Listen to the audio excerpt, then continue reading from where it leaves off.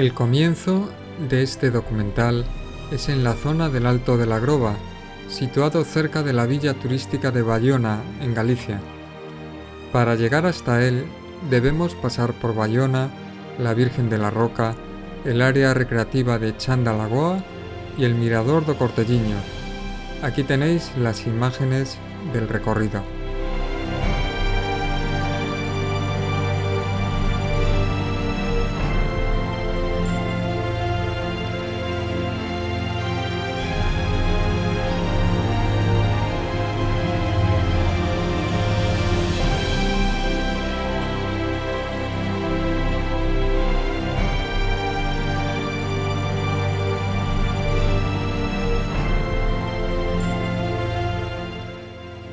En el Alto de la Groba he grabado con un dron a Roberto Argones, invidente y montañero, a su mujer Mercedes Rodríguez, montañera, y a Nacho Pequeno, guía de montaña especializado en guiar a invidentes.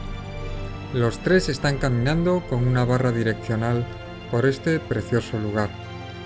También he grabado unas cortas intervenciones a Mercedes y Roberto sobre su adaptación a la ceguera de Roberto, así como a Nacho explicando el manejo de la barra direccional.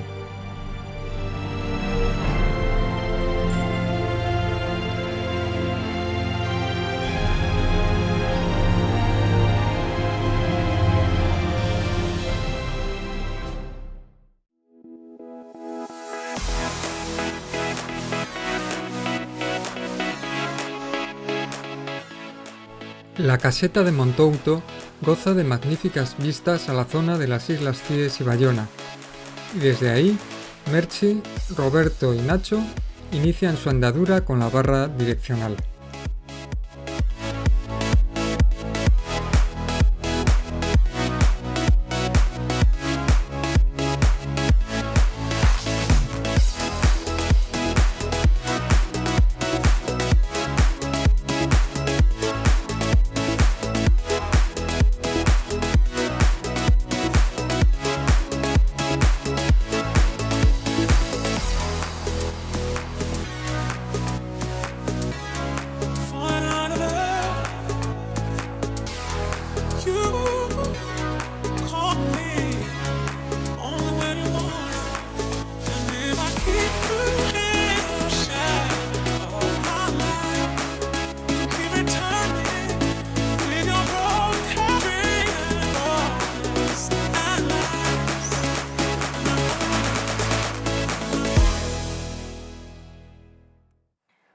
Bueno, mi proceso de generación de visión es desde que nací, o sea que no ha sido un golpe y decir de la noche a la mañana quedarme ciego.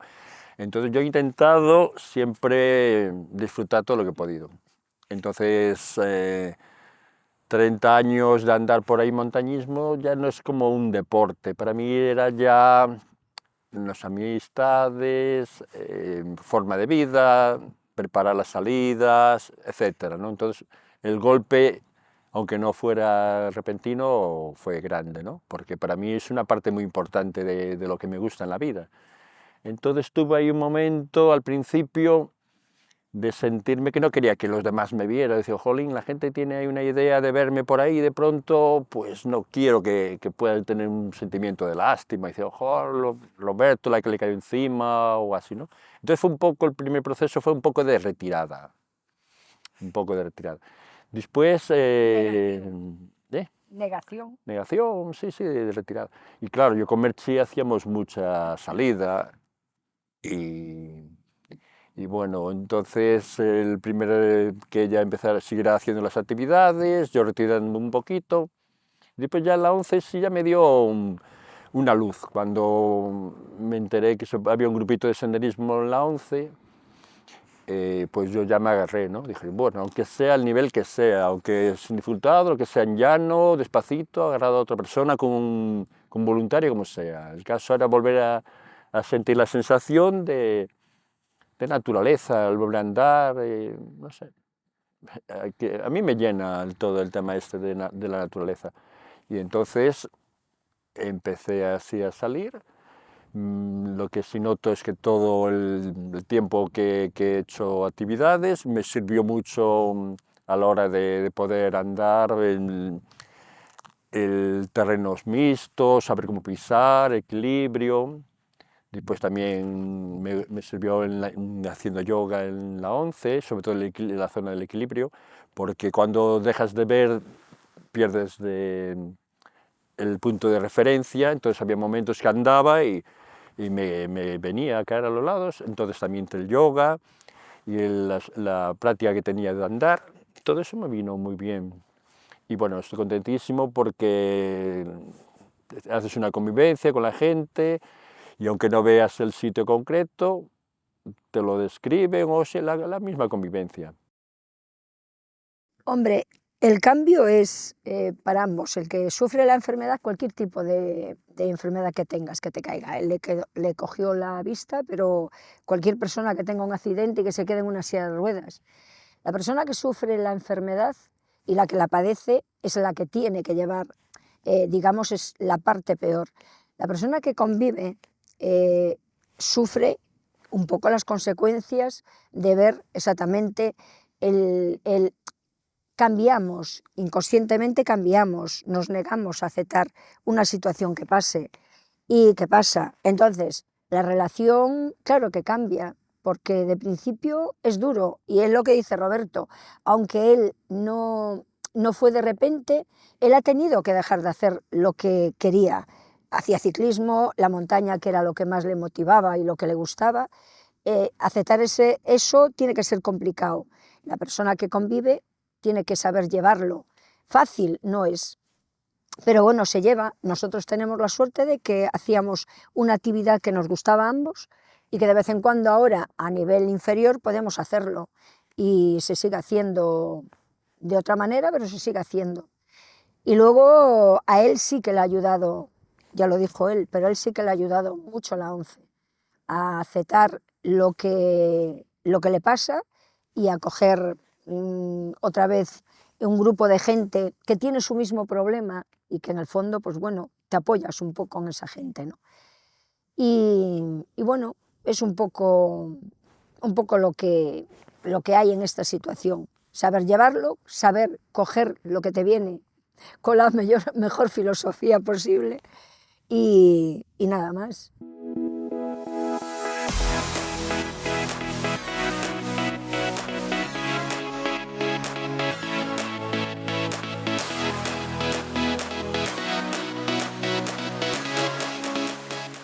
Aquí están Merchi, Roberto y Nacho caminando con la barra direccional rodeados de caballos que viven en libertad, que es uno de los puntos de atracción del Alto de la Groba.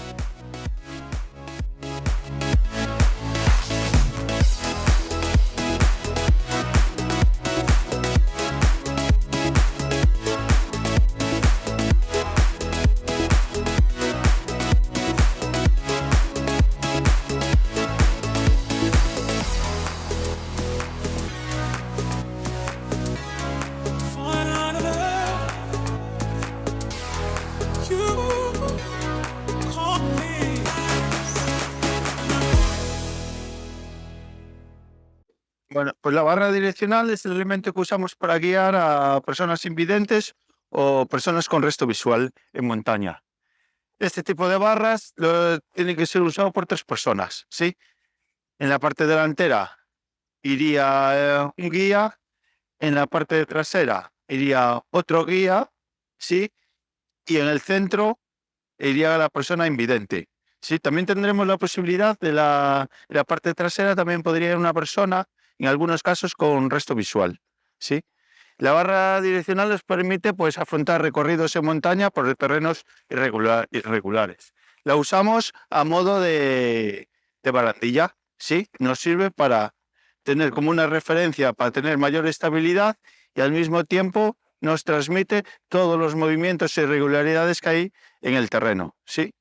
A la hora de usarla siempre la llevaremos en el lado que sea más expuesto en la montaña, que tengamos un riesgo de caída por distinto nivel o donde nos resulte más cómodo. caminar. Bueno, esta es la forma práctica. Con 3 personas, ¿cómo usaríamos la barra? Sí. Y como a la hora de caminar, pues también vamos dando instrucciones de que si tenemos escalón de subida, escalón de bajada, si el terreno es irregular, piedra y demás. Vamos dando las indicaciones, las justas y necesarias en función de las irregularidades del terreno. Y hacemos también el cambio a la de 3. 1, 2, 3. Y ahí estamos.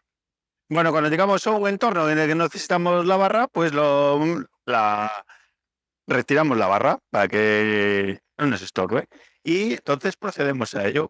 A la de 1, a la de 2, a la de 3 retiramos y ahí está.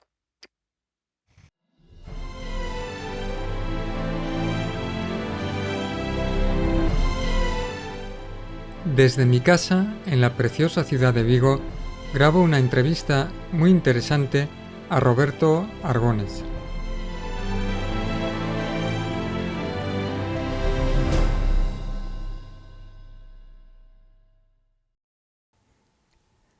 Buenas tardes, Roberto. Hola Martín, encantado de estar aquí hablando. Bien, bien, yo también estoy encantado, además incluso estuviste con mi hermano hace un momentito. Sí, hacía muchísimo tiempo que no lo miraba, fue un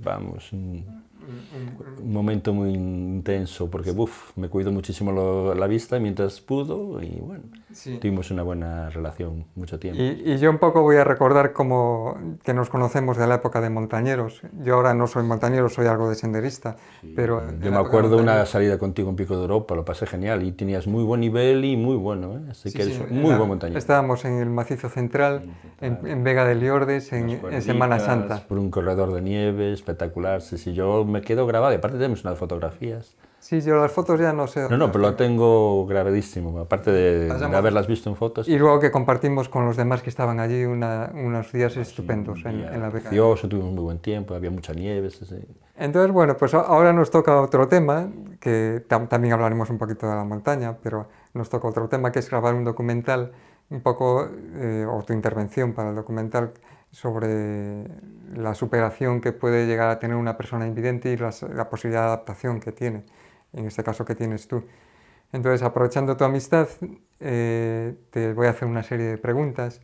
Y la primera yo creo que es importante porque es un poco lo que más tira, una de las cosas que más tira de ti ahora es que nos expliques un poco tus actividades en la ONCE, en la ONCE de Vigo, porque estamos en Vigo y en la ONCE de Vigo desarrollas muchas actividades. Entonces que nos expliques un poquito las actividades, cómo son, cómo funcionan, qué es lo que haces.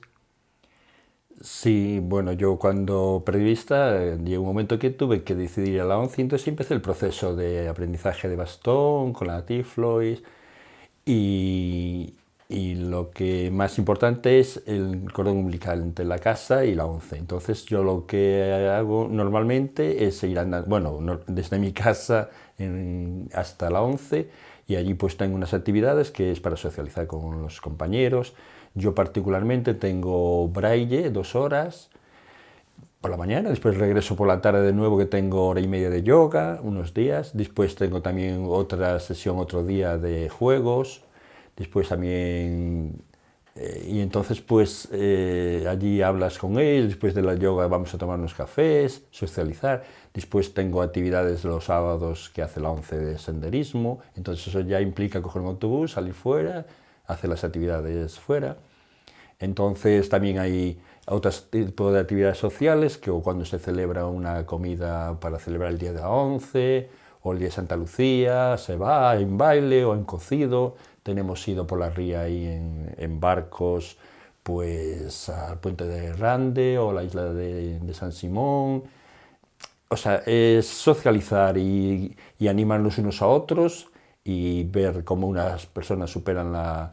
Y aprender cosas también. Aprender cosas. Claro, a mí hay gente que me pregunta, oye, ¿cómo haces el semáforo? ¿Cómo hacemos esto? Que tengo yo esta duda. Porque hay gente que, por desgracia, hay gente siempre que se queda ciego o empieza a perder visión y empieza el ciclo. Lo que yo he hecho, que yo Pues claro, a medida que andas coges una experiencia, pero hay gente que empieza, ¿y cómo haces para encontrar el semáforo? Y entonces nos intercambiamos, o a veces hay personas que están un momento más deprimidas, pasamos un momento malo, nos animamos. Y una pregunta así por curiosidad, ¿cuánto tiempo te lleva el recorrido andando de casa a la 11 y o de la 11 a la casa? Yo salgo con mucho cuidado porque hay que estar con la cabeza puesta, pero no sé, de 35 minutos, así más o menos. Y lo haces casi 2 o 4 veces al día, algunos días, ¿no?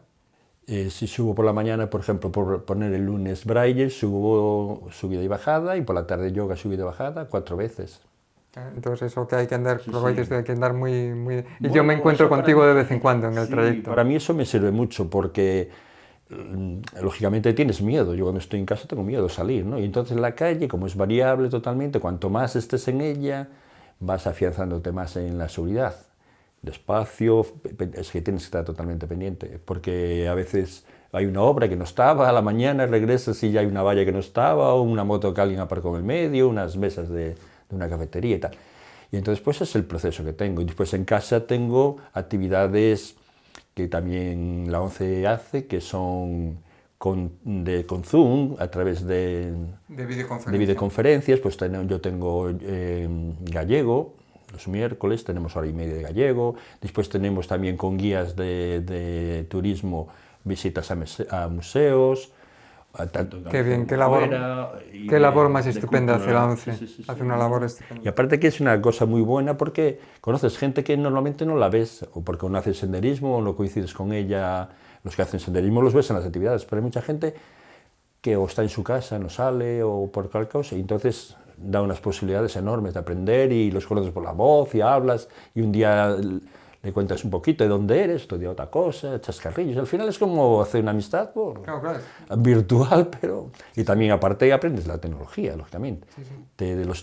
Aquí en Vigo hay un artículo que se llama Vitoria Wiki, le llamamos nosotros, y nos enseña cualquier duda que haya con los programas, te enseña. Yo me acuerdo cuando entré allí, nunca había usado un teléfono táctil, ¿no? Ni internet, entonces te enseña, pues tienes que hacer así, los gestos, etcétera, las características. ¿Qué puedo decir yo? Que yo me comunico con Roberto por WhatsApp. Las aplicaciones que hay. Y Roberto no ve. Bueno, yo tengo...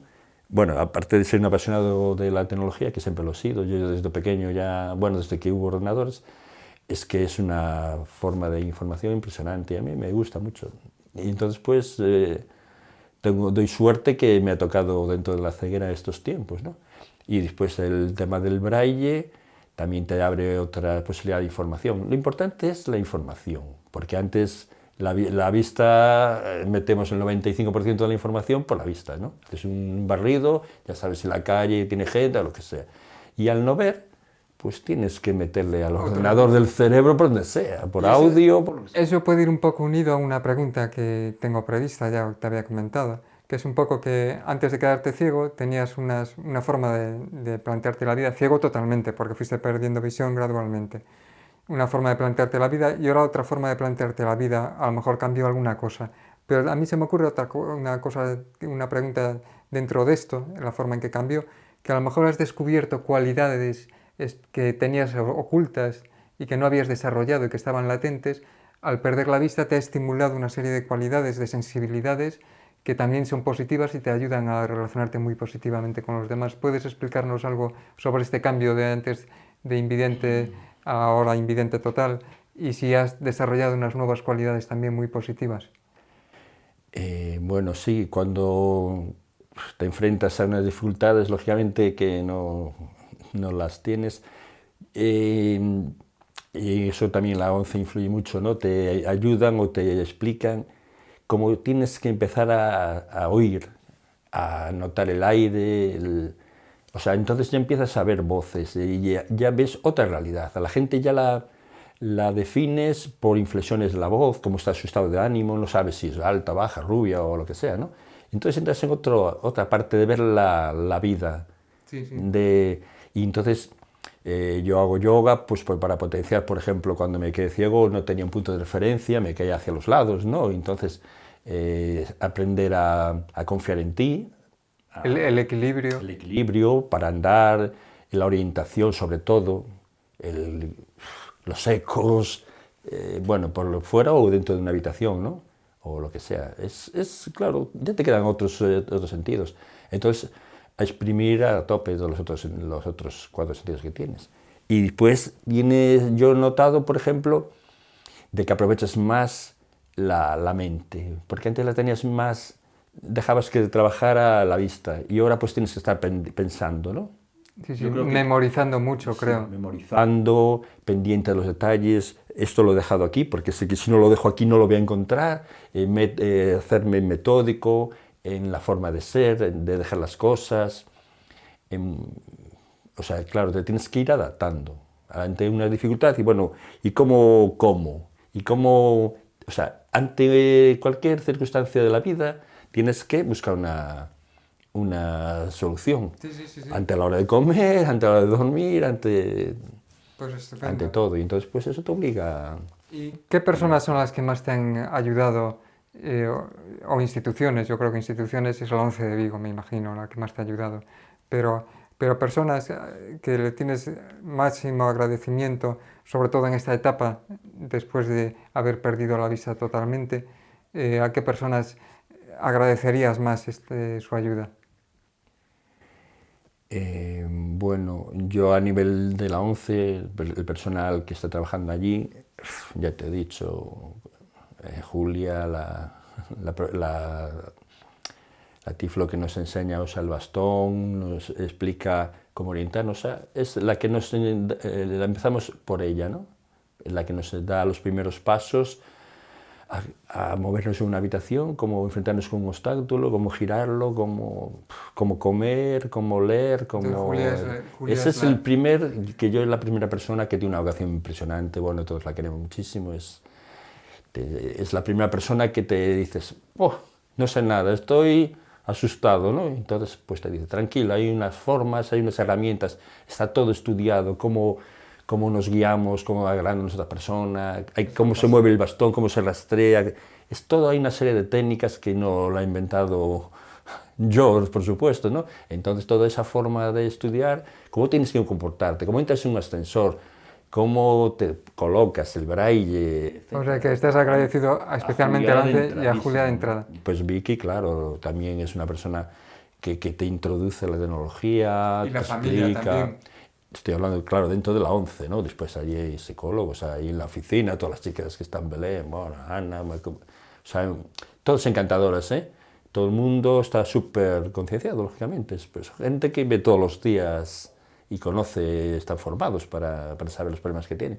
Y después, en mi vida normal, bueno, normal, ¿no? Quiero decir, mi vida fuera de la ONCE, familiar, la que ha llevado todo el proceso de cambio, creo que ella ha sido más fuerte para ella que para mí, creo yo. Porque para mí, sí. Merche, está mirando hacia allí, sí, porque bueno, está allí Merche mientras estamos grabando. Pues claro, ella hacíamos muchas actividades juntos y siempre hacíamos una mochila, hay que llevar esto, tal, siempre estabas trabajando con la vista, ¿no? Hay que hacer unos crampones, unos piolés, hay una cuerda, hay que llevar comida, siempre, todo era visual, o un mapa, una ruta. Entonces, claro, de pronto te encuentras que necesitas su apoyo. Claro, porque ahora actualmente sales con las salidas de senderismo del Concello de Vigo. Claro, yo sé que actividades no voy a poder hacer actividades de dificultad, lógicamente, entonces actividades de montaña no voy a poder, aunque me gustaría, pero puedo hacer otro tipo o sea, andar, senderismo. Merchi tenemos ahí un entendimiento bastante bueno porque ella va andando, cuando es el tema del senderismo, ella va andando, yo voy con una barra, no sé, de un tamaño, el mismo bastón, ella va adelante, me va cantando las incidencias del terreno, pues tenemos unos códigos, ¿no? De si es bajada, pues bajada 15, ¿no? Una bajada de 15 centímetros. Subida, lo mismo, un escalón o subida-bajada, y después sitios estrechos. Entonces, eso unido a toda la experiencia que yo tuve de andar por ahí, de saber moverme, cómo pisar, el equilibrio, todo eso, pues me ha servido muchísimo para seguir haciendo la pasión, que a mí, aunque sea al nivel de andar, me encanta. Sí, sí, sí, sí. No voy a ver lo que tal, pero vas por ahí, escuchas el río, escuchas los pájaros, con los compañeros. Sientes el viento. Y te sientes pasas el unas sol. risas tomando algo a la hora de Sí, comer. sí, sí, sí, sí. No sé, es que claro, si me dices que voy a disfrutar como antes, es imposible. Y bueno, Pero yo ya lo tengo clarísimo, solo es una adaptación que tienes que tenerlo, claro. si ahora nos está escuchando una persona que haya perdido la visión, a lo mejor recientemente, ¿tú qué le aconsejarías a una persona que haya perdido la visión? ¿Qué le aconsejarías? Lo principal, no todo, en base a tu experiencia. Lo principal, y es difícil, es que no se aísle, que no quede en casa, que busque llegar a la ONCE, porque allí va a encontrar gente con su mismo problema, que ha pasado por ese mismo proceso, aunque él parezca ahora, o él o ella, que le ha caído el mundo encima, que no vale para nada, que no va a saber lo que hacer y tal, va a ver que sí, que mucha gente pues oye, anda por la calle por ahí, y que se conoce las calles, sabe dónde está, sabe cómo en el móvil pedir, y decir dónde estoy, si se pierde, las cosas. O sea, un montón de cosas, de cómo manejarse con la vida. Sobre todo, ese duelo es personal, lo va a tener que pasar, está clarísimo. Pero desde luego en casa no haces nada, comiéndote la cabeza y no. Entonces es que busque ayuda, que pida a la ONCE y que le den cita, si no sabe usar el bastón, que lo aprenda. O sea, todo, preguntar todo lo que te puede hacer la ONCE, libros o bueno, brailles. Es que es maravillosa la labor que hacen. No, y luego, así como curiosidad, que yo el otro día me encontré contigo en la calle, en el recorrido de tu casa, de la ONCE a casa, y me enseñaste un aparatito que es para activar el sonido, la señal sonora del paso de los semáforos para saber que el ciego puede cruzar, que antiguamente estaba siempre encendido, pero ahora se puede activar o desactivar. ¿Puedes explicar un poco sobre esto y enseñarnos? Yo quiero decir que aquí en Vigo tenemos bastante suerte. No, esto es una tecnología que lleva tiempo ya, pero que no está tan avanzada en otros sitios de Galicia, que está empezando y ojalá que continúe en Santiago, Coruña y tal. Y en Vigo también, pero hay que seguir investigando, ¿no? Voy a comentarlo. Este sumando tiene unas frecuencias, entonces como dices tú, antes cuando se ponía en verde, sonaban ahí unos pitidos, unos pájaros, entonces le llamamos pájaros por la frecuencia, ¿no? Pi, pi, pi, pi, parece un pájaro, ¿no? Que son unas frecuencias. Sí, sí. Entonces estaba todo el día encendido. Entonces, claro, ya hay súper contaminación acústica en la calle, cuanto más aún por encima, que esté continuamente y a las 2 o 3 de la mañana, que salte un semáforo porque pase un ciego, ¿no? Entonces, se ha ido mejorando la técnica, en la tecnología, y con este mando solo se activa para los ciegos cuando estamos ante un semáforo. Como estamos, tengo que calcular el tiempo porque no podemos extendernos tampoco al infinito. Y me gustaría que explicaras cómo es que se debe agarrar. Una persona quiere ayudarte a cruzar o en alguna situación. ¿Que eres tú el que agarras a la persona que te ayuda o la persona que te ayuda el que te agarra a ti? La forma correcta para guiar a un ciego es dejar que te coja el codo. Tú pones así el codo y el ciego te agarra así. A ver, puedes hacerlo conmigo, que esté aquí. Sí, o sea, tú así, ¿no? Tú vas así andando normal y yo te agarro. Solo así. A mí esta postura, tú vas con el codo, tampoco tienes que ir rígido ni nada, lo puedes llevar incluso para abajo, tal. Yo te cojo el codo. Entonces tú andas y yo por este movimiento del brazo sé si andas, si paras, ¿entiendes? Y me dejas libertad para moverme. Sí. Si tú ahora llegas y yo estoy aquí ciego y me agarras, bueno, se supone que no me agarras el de bastón, me agarras el otro, ¿no? Entonces yo tengo con uno el bastón, en el otro me estás agarrando tú, me da una sensación de que me estás encorsetando, que me dejas... Sin libertad. ¿Entiendes? Entonces de la otra manera yo te agarro, pues yo soy derecho, ¿no? Te agarraría con la izquierda tu codo y yo tengo una libertad, pues en un momento dado me pasa algo, saco el brazo y no... Y yo te sigo por tu brazo. Y tú te paras, yo no te paras. Te vas para la izquierda, yo te sigo, ¿entiendes? Pues yo tengo siempre la... Pues ahora tenemos que finalizar, porque estamos en el tiempo de la entrevista. Y agradecerte a ti y muy especialmente a Merche, que está ahí al fondo y que es tu gran apoyo y que nos conocemos desde hace muchísimo tiempo, tanto te conozco a ti como a Merche, de mi época de montañero. Y entonces agradeceros a los dos porque habéis venido aquí a casa, a mi casa, y agradeceros vuestra participación en este documental. Y nos seguiremos viendo por Vigo o por cualquier otro sitio. Claro que sí.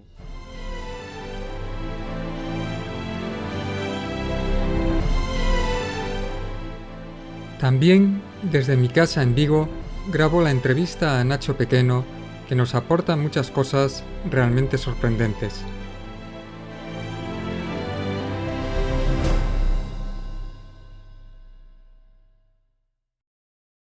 Buenas tardes, Nacho. Muy buenas, ¿qué tal, Martín? Bien, todo bien. Sin entrar en detalle, siempre hay una cosita que podría estar mejor, pero Exacto. eso es todo, es la vida así.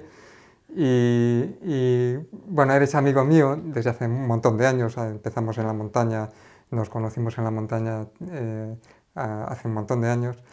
Y ahora en estos momentos te invité a participar en este documental porque eres guía de montaña, pero especializado en guiar a invidentes o a alguna persona con otro tipo de discapacidad. Has participado en el 2022 en una expedición docente adaptada del proyecto I2, que era como la culminación de una serie de cursos de formación para trabajar como guía de invidentes o incluso de sordos también podía ser. Sí, o sea, invidentes y también sordociegos. Sordociegos. Sí. Entonces, bueno, pues estos cursos durante 3 años fueron, o tres semestres, o... Sí, distintas formaciones, en este caso nos cogió el COVID por el medio, pero sí que serían 3 cursos y más o menos se reparten en 3 años. Sí. Y bueno, es una formación única en el mundo, que no existe en ningún otro sitio. Y entonces, bueno, tú has recibido esta formación y la has culminado con la expedición a Islandia. Entonces, que esto es lo que me llevó a hablar contigo para entrevistarte en este documental sobre la capacidad de adaptación de los invidentes. Entonces, la primera pregunta es ¿qué es lo que más te sorprendió o impresionó de la expedición, durante la expedición? ¿Qué fue lo que resaltarías más? Bueno, como tú bien dices, eso es una formación de 3 cursos, ¿no? Empieza de un nivel básico hasta la culminación, esta formación, esta expedición docente, adaptada, entonces donde se pone en práctica todo lo aprendido. Entonces, bueno, un poquito uno desde que empieza y va recorriendo este camino ya va un poquito pues conociendo cuáles son las cualidades de las personas invidentes, ¿no? Entonces, a mí lo que me sorprendió desde un primer momento cuando llegué, ya no esa última parte, sino desde el principio, las capacidades que tenían, ¿no? Sí. O sea, yo siempre lo digo, que las limitaciones se las ponía yo más a ellos que las limitaciones propias que tenían, ¿no? Después, la realidad y conviviendo con ellos, haciendo actividad, descubres que tienen muchísimas más capacidades que la que uno piensa. Y eso me sorprendió a todos los niveles, ¿no? De destreza a la hora de movernos por el medio natural, que son caminos irregulares, con piedras, con distintos desniveles, o sea, manejarse con el material, con el material que a la hora de gestionarlo, de Arneses, manipularlo, mosquetones, cuerdas, crampones, piolés y demás. Impresionante. Yo he visto imágenes de esta expedición, un vídeo y fotografías, y la verdad es que es un poco increíble lo que podéis hacer. Y luego, aparte de esto, ¿cómo era el día a día en la expedición? Si tienes que dividir el día, ¿cómo era la rutina durante la expedición? Vale, aquí tenemos que tener en cuenta la peculiaridad de la expedición, ¿no? Que la expedición como guía, ¿no? O como guía de montaña que estoy acostumbrado, pues ese trabajo de guiado normalmente está centrado pues, en unos momentos determinados. Aquí, sin embargo, en un acompañamiento, pues las 24 horas prácticamente, podríamos decir, ¿no? Entonces, ahí es donde, bueno, pues tenemos que tener en cuenta ciertas cosas, desde ya no solo la propia actividad en montaña, sino como cuestiones de acompañar, pues ir a a los aseos, ir a la zona del comedor, cuestiones que a veces nosotros no reparamos, pero a la hora de sentarnos en la mesa, pues explicar cuál es la distribución de los platos de comida, pues yo qué sé, dónde se encuentran las legumbres, dónde se encuentra, por ejemplo, pues la carne, patatas y demás, pues para que después la persona, con esas indicaciones que tú le das de distribución en el plato, pues pueda, bueno, por sí mismo pueda gestionarlo. Y luego dormíais en la tienda de campaña con ellos, ¿no? Exacto. Los guías con los invidentes. Exacto, sí, sí. Entonces era una convivencia de las 24 horas. Y hacía frío también, porque Islandia, ¿en qué época fue esto? ¿Qué temperatura podía haber? No, bueno, esto fuimos en junio, sí, no, evidentemente la latitud es muy al norte y las noches siempre refresca y durante el día, en función de la climatología, que en esos sitios no es muy benévola, siempre, bueno, en ese punto de frío, pero dentro, bueno, se estaba, bueno, más o menos bien, ¿no? Sí, pero bueno, dentro de las tiendas, pues a veces tú te piensas que, bueno, con lo evidente, a ver cómo lo gestionamos con los tropezones, enganchones, bueno, son habitáculos más reducidos, ya que necesitamos cierta organización y bueno, y yo puedo decir que, por ejemplo, a compañeros invidentes, el primer día, cuando llegamos a la tienda, la montamos, le explicamos cuál era la distribución, cuál era su espacio, y no hubo que repetirlo más. Sí. Tienen una capacidad de memoria increíble. Sí. Y de reconocimiento espacial de su entorno y, bueno, que llama la atención, ¿eh? Sí. Y otra pregunta es, ¿qué diferencias principales notas cuando tú vas como guía de montaña de una persona invidente o con una persona que no tiene ninguna discapacidad? ¿Hay un planteamiento radicalmente diferente o hay cosas que son similares en los dos guiados? Por un lado, sí que hay partes que son completamente idénticas, pero en otra parte hay cuestiones que tenemos que tener en cuenta. Primero, a la hora de planificar el recorrido, los márgenes de seguridad deben ser un poquito más amplios, ¿sí? Y después, durante la propia actividad en sí, pues tienes que tener en cuenta cosas que a lo mejor con una persona vidente no tendrías en cuenta. Yo, por ejemplo, dar pequeñas explicaciones de cuál es el paisaje, cuál es el tipo de terreno que estamos pisando, pues simplemente contarle lo que tú estás viendo, ¿no? Y pues la persona pues ya se puede hacer una idea, después también te puede hacer algunas preguntas muy concretas para esa persona hacerse una configuración de cuál es el paisaje que estamos viendo. Después ellos, por ejemplo, sí que te comentan a ti, ¿cómo diría? Tienen otras capacidades más alerta y ante un cambio de tiempo, de temperatura, de viento, pues lo perciben mucho antes, ¿no? Y ya te dicen, oye, está cambiando el tiempo, o hace un poquito más de viento, y dices tú, pues bueno, cierto, no había reparado, ¿no? Porque, bueno, ellos, bueno, lo perciben más porque al no tener la visión, pues agudizan otros sentidos. Que puede estar un poco relacionada con la siguiente pregunta, que es como que los invidentes en montaña están en contacto con naturaleza, en montaña, senderismo. Entonces, ¿crees que estas actividades, que como la plantean la mayoría de los invidentes, es disfruten en la naturaleza o las harían exactamente igual en un gimnasio o las harían exactamente igual en una ciudad caminando por la ciudad? ¿Valoran realmente la naturaleza aunque no la vean? Sí. Y yo creo que la podríamos valorar nosotros, ¿no? Sí. También podemos hacer un ejemplo de salir a la naturaleza, cerrar los ojos y simplemente con los ruidos, pues puedes escuchar pájaros en un bosque, ¿sí?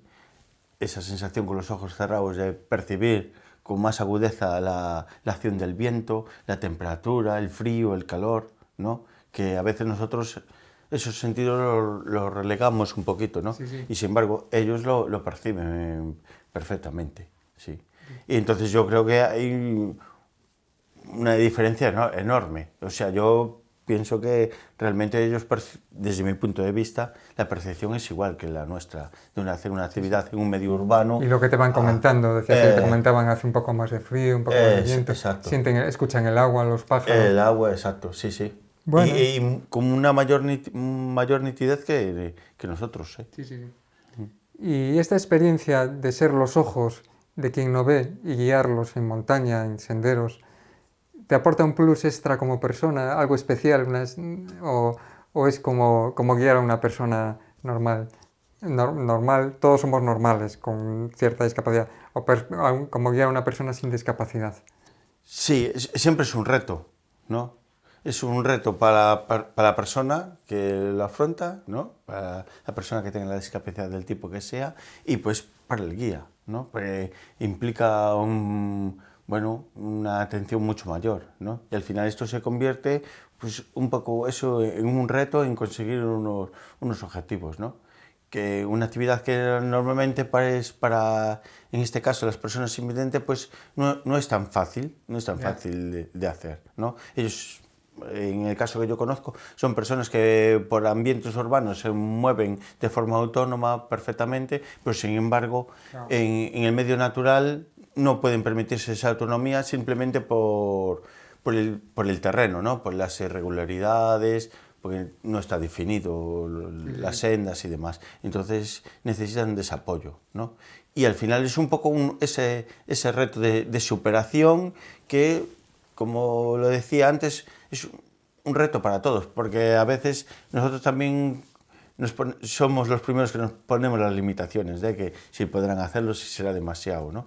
Y al final la experiencia te dice que de entrada nos sale a todos el no, el quizás, y después la realidad es que con una buena gestión, una buena planificación, se pueden hacer un montón de cosas y manteniendo unos estándares de seguridad muy altos. ¿Y eso te da una satisfacción personal?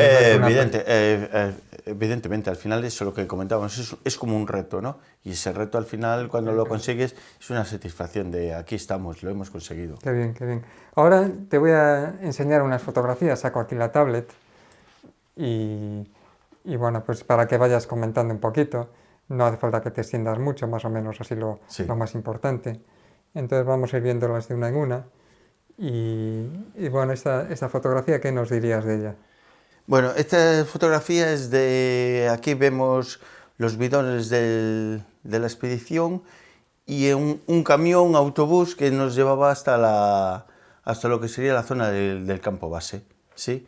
Es un sitio, bueno, hay que tener en cuenta que esto es Islandia, que la red de carreteras es muy básica.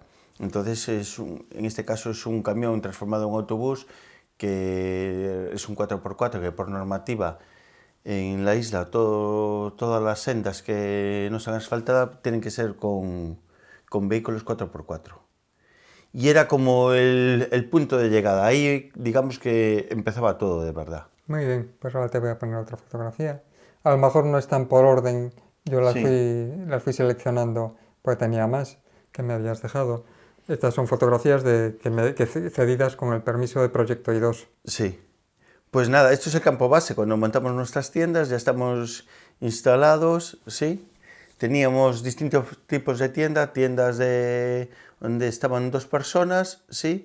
Y aquí apreciamos en el medio que hay una más grande, que es donde estábamos algunos de los alumnos y 2 invidentes. Y le apodamos el nombre del Piti Team, ¿no? Piti por la morfología de la tienda y el Team por el equipo que estábamos allí dentro. Ah, Piti, pero Piti que...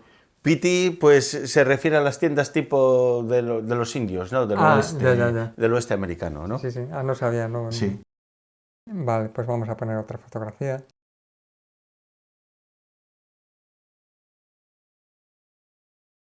Bueno, pues aquí estoy con Agapito y Javier, 2 compañeros. Bueno, ahí por la senda podemos apreciar a otros compañeros. Y esto es de los sitios turísticos que durante ahora no recuerdo si fue a la ida o a la vuelta, aprovechamos para parar y sacarnos las fotos, ¿no? ¿Y de ellos quién es invidente de los dos compañeros? ¿Son los dos o uno? No, el que está en el centro. Bueno, claro, uno tiene gafas. El que está en el imagino. centro, Agapito. Sí. Agapito, claro. Sí. Sí. Vale, pues vamos a poner otra fotografía. Una cascada muy bonita. Y Sí. aquí tenéis otra toma. Sí. Vamos a ponerla. Esa sería otra cascada, ¿eh? Es otra cascada. Es otra cascada, sí. Aquí tenemos a la derecha Agapito, Erika en el centro, Javier y yo a la izquierda. ¿Sí? Y estamos en otra cascada, otro de los sitios muy turísticos, y como pasábamos, eso que es lo que fue a la vuelta, pues aprovechamos para sacarnos una foto. Pues muy bien, vamos a poner otra fotografía. Esta es con la barra direccional. Esto es con la barra direccional el día de Ataca Cumbre, ¿sí? Si os fijáis, la barra direccional siempre son 3 personas, ¿sí? El guía G1, que le llamamos, que va en cabeza, el G2, el guía 2, que es el que va atrás, y la persona invidente con resto visual, que va en el centro. Y aquí, como íbamos a pasar por una zona de glaciar que necesitábamos encordamiento, siempre iríamos acompañados por una cuarta persona, ¿sí? Que haría un encordamiento externo de seguridad. Ahí va. Pues mírate.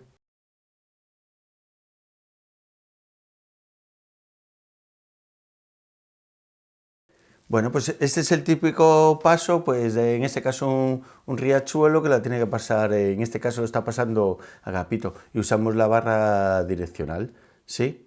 Y él lleva el bastón adelante primero, ¿no? Sí, ¿Cómo hace? normalmente con la técnica le vamos indicando que se vaya arrimando a la orilla. Cuando está arrimado a la orilla, le indicamos que con su bastón que lo arrime a la otra orilla, ¿sí? Cogiéndolo con nuestro mismo bastón, y él apoyando su bastón ya sabe más o menos dónde tiene que apoyar el pie, ¿sí? Le decimos, apoyas el pie Y ya al lado calcula de la tu bastón, potencia. y él ya sabe pues, más o menos cuál es la distancia que tiene que alcanzar. Y la potencia de paso que tiene Y que dar. la distancia de paso, la potencia y demás, ¿sí?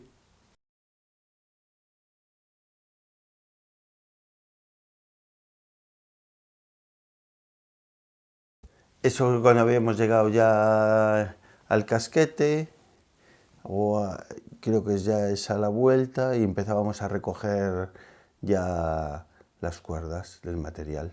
Muy bien. Sí. Ahí vemos varias barras direccionales Sí, en el suelo. que realmente iba en 4 barras, ¿eh? 4 barras. Sí. Aquí hay una foto de grupo. Esta es una foto del grupo frente al casquete, ahí donde rompía el glaciar. ¿Cuántos erais en total en la expedición? 18 personas. Entre Sí. acompañantes, guías. Exacto, entre guías, invidentes y personal de apoyo.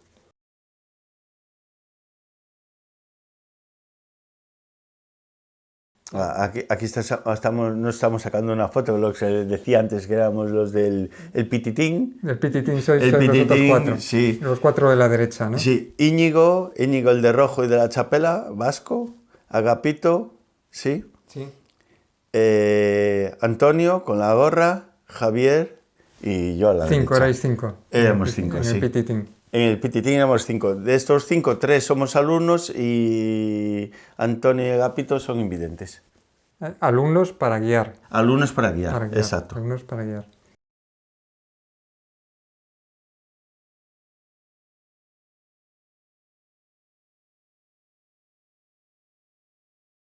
Pues aquí es eso, las maniobras de las cuerdas, pues de preparación de todo el material y demás.